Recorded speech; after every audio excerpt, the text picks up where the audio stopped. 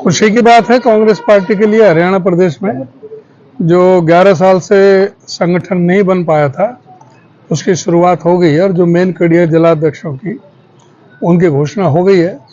अब बहुत शीघ्र ही ब्लॉक में और जो जिले में जो कार्यकारिणी का गठन हो जाएगा, प्रदेश में कार्यकारिणी का गठन हो जाएगा, ऐसा हम पूरी तरह से विश्वास के साथ कह सकते हैं। और संगठन जब मजबूत होगा तो निश्चित तौर से पार्टी की गतिविधियों में अच्छी तरह से उसमें बढ़ोतरी होगी। सर 11 साल लग गए संगठन बनाने को लेकर, लगता है कि अब कांग्रेस और मजबूत होगी हरियाणा के अंदर?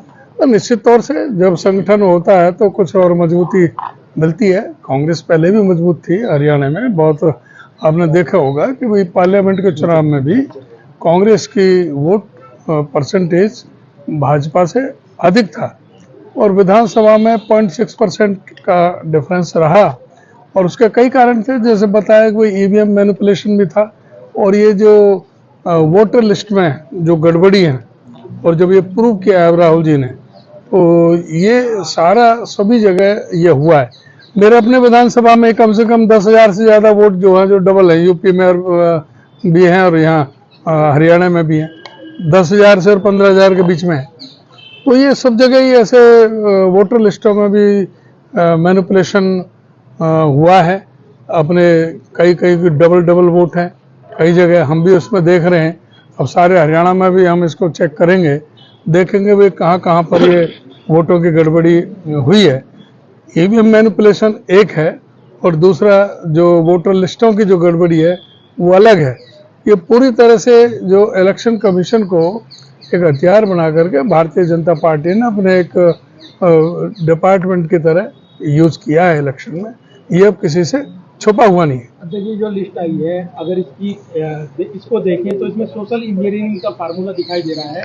सभी को समायोजित करने की कोशिश की गई है, जो छूट गए हैं उनको भी जगह दी जाएगी। नहीं सर, पार्टी ने बहुत सोच समझ के पूरा इस पर 6 महीने प्रक्रिया चली है, सोच समझ के जो निर्णय लिया है उसके लिए पार्टी का बहुत बहुत धन्यवाद हाईकमान का भी, और साथ ही जिनको जिम्मेदारी दी है उनको बहुत बहुत शुभकामनाएं और बधाई कि वो मिलकर के पार्टी को आगे लेकर चले। देखिए 11 साल के बाद जो है हरियाणा में जिला के अध्यक्ष बने हैं। पार्टी का एक कार्रवाई हाईकमान ने फैसला लिया है और क्योंकि 11 साल के बाद बना है तो सब मिलकर, तो मेरी शुभकामनाएं भी हैं सबको, और सब मिलकर पार्टी को मजबूत करेंगे।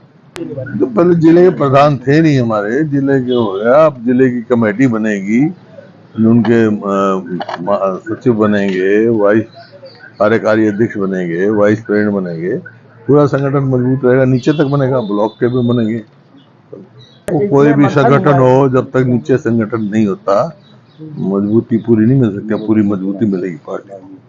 सर जिस तरह से राहुल जी लगातार वोट चोरी के कह रहे हैं, क्या हरियाणा में भी इस तरह से कुछ आप लोग खोजबीन कर रहे हैं कि कहाँ वोट चोरी हुई है? मैं तो उसी दिन कहा था जिस दिन चुनाव आया था कि भाई ये जो वोटिंग जो है बैलेट पर होनी चाहिए। तो कितनी बार उनके आंकड़े बदले, रात को चुनाव हुआ उस दिन 9 बजे कुछ आंकड़े आए, 12 बजे कुछ आंकड़े आए, अगले दिन कुछ आंकड़े आए, 7 तारीख की रात को गिनती से पहले और आंकड़े आए। हुड्डा जी, एक सवाल है कि जिस तरीके से वोट चोरी के आरोप राहुल गांधी ने लगाए हैं और चुनावी नतीजों को हरियाणा की अप्रत्याशित पार्टी बताती रही है, तो ऐसे में पार्टी की, तो आप उस लेवल पर तो कह सकते हैं कि पार्टी ने तो अच्छा प्रदर्शन किया था। अगर वोट चोरी हुई है उस वजह से कांग्रेस आ रही है, तो सीएलपी लीडर पर क्या कांग्रेस का जो दावा है और आपका जो दावा है? सीएलपी का उससे क्या मतलब है? सीएलपी तो जो कांग्रेस के विधायक हैं वो चुनेंगे।